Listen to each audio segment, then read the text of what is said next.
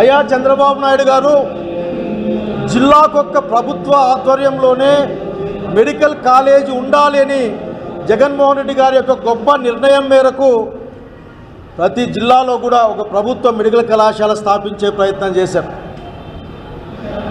ఒక ప్రభుత్వ మెడికల్ కళాశాల స్థాపించడం అంటే వివిధ స్థాయిల్లో ఉన్న ప్రజా ఆరోగ్య రంగాన్ని బలోపేతం చేయడం, ప్రజల యొక్క ఆరోగ్యాన్ని, ప్రజల యొక్క హక్కును వాళ్ళ చేతిలో పెట్టడం. మీరు అధికారంలోకి వచ్చినప్పటి నుంచే మీ యొక్క దుష్ట బుద్ధిని బయట పెడతా వచ్చారు. చివరికి పులివెందుల మెడికల్ కళాశాలలో 50 సీట్లు వచ్చినప్పటికి కూడా నిజంగా అంత నిస్సిగ్గుగా ఏ విధంగా రాయగలిగారో మీకే అర్థం కావాలి. మాకు సీట్లు వద్దు, ఇంకా పూర్తి కాలేదు అవసరాలు కాబట్టి మాకు సీట్లు వద్దని రాసిన ఏకైక ప్రభుత్వం ఇది దేశంలో. ఈ దేశంలోని వివిధ రాష్ట్రాల ప్రజలు, వివిధ రాష్ట్రాల ప్రభుత్వాలు తమ ప్రాంతాల్లో ప్రభుత్వ మెడికల్ కళాశాల కోసం కష్టపడుతూ ఉంటాయి. ఆల్రెడీ అనుమతులు వచ్చిన వాటిని కూడా కాదని చెప్పే మీ యొక్క దుర్మార్గాన్ని మేము బయట చెప్పాలనుకుంటా ఉన్నాం. మేము స్పష్టంగా అడుగుతున్నాం ప్రజల పక్షాన.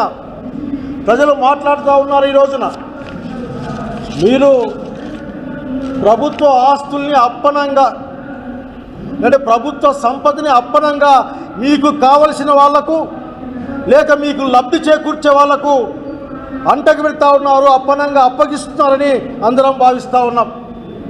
కాదని మీరు చెప్పగలరా అని అడుగుతూ ఉన్నాం. వందల కోట్లు చేసే ప్రభుత్వ మెడికల్ కళాశాలల్ని పీపీపీ మోడీ కింద మీకు కావలసిన వాళ్ళకి అప్పగించే కార్యక్రమం కాదా అడుగుతూ ఉన్నాం.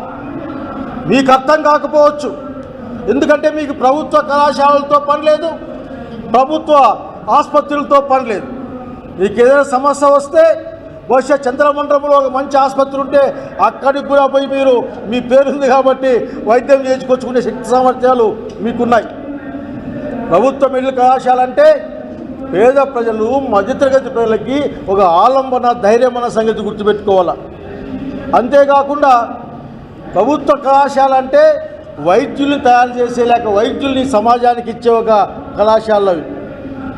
ప్రైవేట్ మెడికల్ కళాశాలలు ఎట్లా పనిచేస్తాయో మీకు తెలియదా చంద్రబాబు గారు? ఏ కేటగిరీ, మళ్ళీ బి కేటగిరీకి వేరే ఫీజు లక్షల్లో ఉంటుంది. మేనేజ్మెంట్ కోటాకు అసలు ఏది ఉండదు. మేనేజ్మెంట్ కోటాలో రిజర్వేషన్లు ఉండవు. మేనేజ్మెంట్ కోటాలో మెరిట్ ఉండే అవకాశం కూడా లేదు. అది ఒక బ్లాక్ హోల్.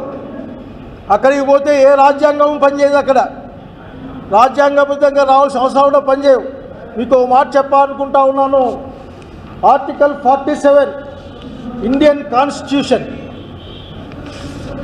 నమ్మకమైన, శ్రేష్టమైన ఆరోగ్యాన్ని, ప్రజా ఆరోగ్యాన్ని ఇవ్వడం అన్నది రాష్ట్రం యొక్క బాధ్యత అని స్పష్టపరుస్తుంది. ఒకానొక సందర్భంలో సుప్రీంకోర్టు వారి వ్యాఖ్యానిస్తారు. Even though this is direct principle, కానీ అవసరం వచ్చినప్పుడు ఇది ఫండమెంటల్ రైట్గా మారుతుంది. మనిషి బతికే హక్కులో భాగం కాబట్టి ఫండమెంటల్ రైట్గా ప్రజా ఆరోగ్యం మారిపోతుంది. కాబట్టి ఇది ప్రాథమిక హక్కే అని చెప్పినట్టు నాకు గుర్తు. మీకు గుర్తులేదేమో, మీ యొక్క న్యాయ నిపుణుల్ని, మీ లాయర్ని పిలిపించుకొని మాట్లాడండి. మీరు ఏం ఆశిస్తూ ఉన్నారు? ఇక్కడ మొత్తం కాలేజీలు మీ వాళ్ళకి ఇచ్చేస్తారా? మీకు సంబంధించిన వాళ్ళకి ఇచ్చేస్తారా? ఆ పీపీపీ మోడ్లో 63 సంవత్సరాలు వాళ్ళు కట్టబెడతారా? మీ విజన్ 47 ఏదో ఉంది. ఆ తర్వాత మళ్ళా బహుశా ఇప్పుడు మీకు 70-80 ఏళ్ళు ఉంటాయి. ఇంక 63 సంవత్సరాలు మీరు దీన్ని కట్టబెట్టేస్తారా? అసలుకి ఏమనుకుంటా ఉన్నారు మీరు? పోనీ మీరు కట్టేది కూడా కొత్త కళాశాలలు కాదు. 50% వరకు పూర్తి అయినా, కొన్ని పూర్తి అనుమతులు తెచ్చుకున్న కళాశాలలు. జగన్మోహన్ రెడ్డి గారి ఆలోచన విధానం, జగన్మోహన్ రెడ్డి గారు విద్యా వైద్య రంగాల్లో ఒక వినూత్నమైన విప్లవానికి నాంది పలికిన నిర్ణయాలవి. మీకేం అర్థం కావడం లేదు. నిజంగా దీన్ని స్కామ్గానే భావిస్తూ ఉన్నాం.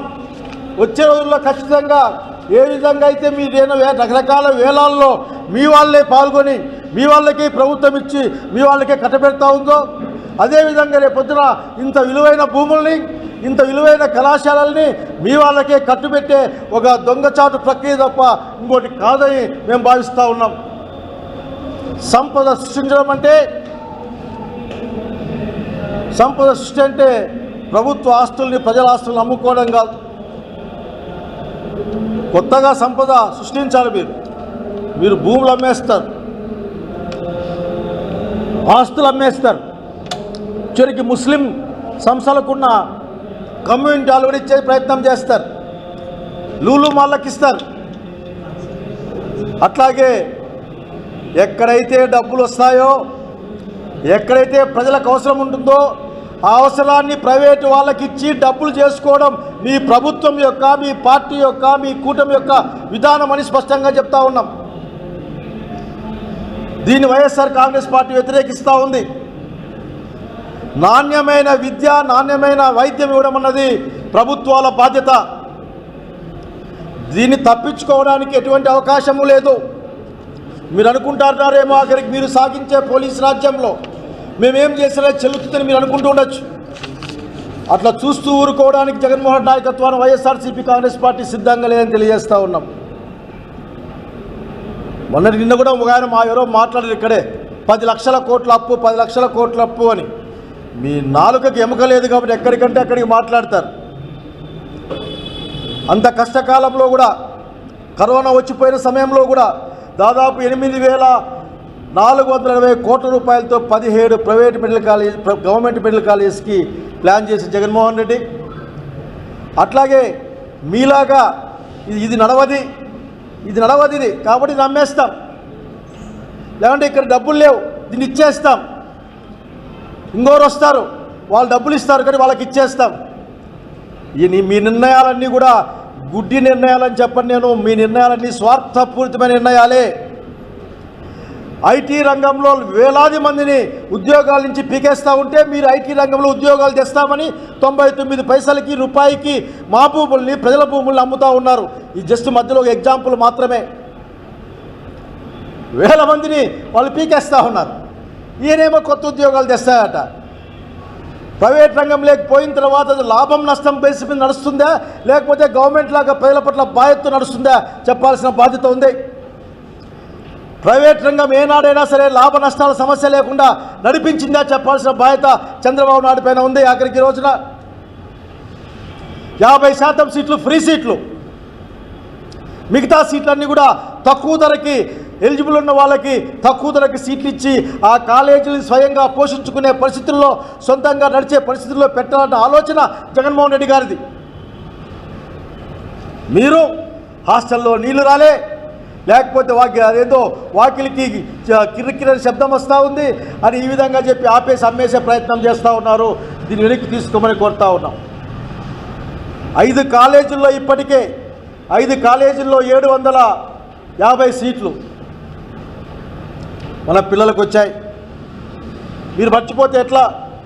విజయనగరం, మచిలీపట్నం, రాజమండ్రి, ఏలూరు, నంద్యాల వీటిలో 2023-24లో 750 మంది ఈ రాష్ట్రం పిల్లలు, అట్లాగే నేషనల్ కోట్ల పిల్లలు ఈ రోజున పేద విద్యార్థులు, ఎలిజిబుల్ విద్యార్థులు డాక్టర్లుగా మారారు. జగన్మోహన్ రెడ్డి గారు గెలిచి ఉంటే, జగన్మోహన్ రెడ్డి గారి ప్రజాప్రభుత్వం వచ్చింటే, మీలాగా కార్పొరేట్ ప్రభుత్వం కాకుండా వచ్చి ఉండింటే ఈవేళకి మిగతా 5 కాలేజీల్లో 750 సీట్లు వచ్చి ఉండేవి.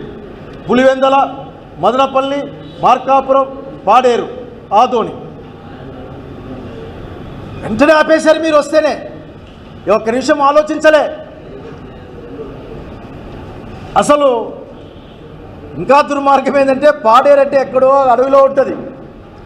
అక్కడ ఎక్కువ మంది డాక్టర్లు, ఎక్కువ వైద్యశాలలు ఉంటే అక్కడ ఇప్పటికి డోలీల్లో మోసుకొస్తూ ఉంటారు. అక్కడ దాన్ని 50 సీట్లకే పరిమితం చేసిన దుర్మార్గులు మీరు చంద్రబాబు నాయుడు గారు. మీరు ఆలోచించమని కోరుతా ఉన్నా. మీ రాష్ట్ర ముఖ్యమంత్రి ఏ కార్పొరేట్ సంస్థకో లేక ఇంకొక విద్యా కార్పొరేట్స్కో మీరు ఏజెంట్లు కాదు. అప్పుడు చెప్పుకునే వాళ్ళు మీరు బాగా గుర్తుంది నాకు. నేను ఆంధ్రప్రదేశ్కి సీఈఓగా పనిచేస్తూ ఉన్నా అని. నేను సీఈఓ ముఖ్యమంత్రిగా పిలుచుకోవడం కంటే సీఈఓగా పిలుచుకోవడం నాకు సంతోషమని అర్థం వచ్చే విధంగా మీరు మాట్లాడేవాళ్ళు ఆ రోజుల్లో. అసలు పులివెందుల మీద మీకు ఎందుకంత కక్ష? మేమంతా చూసాం, మీరు కూడా పోయి చూడండి.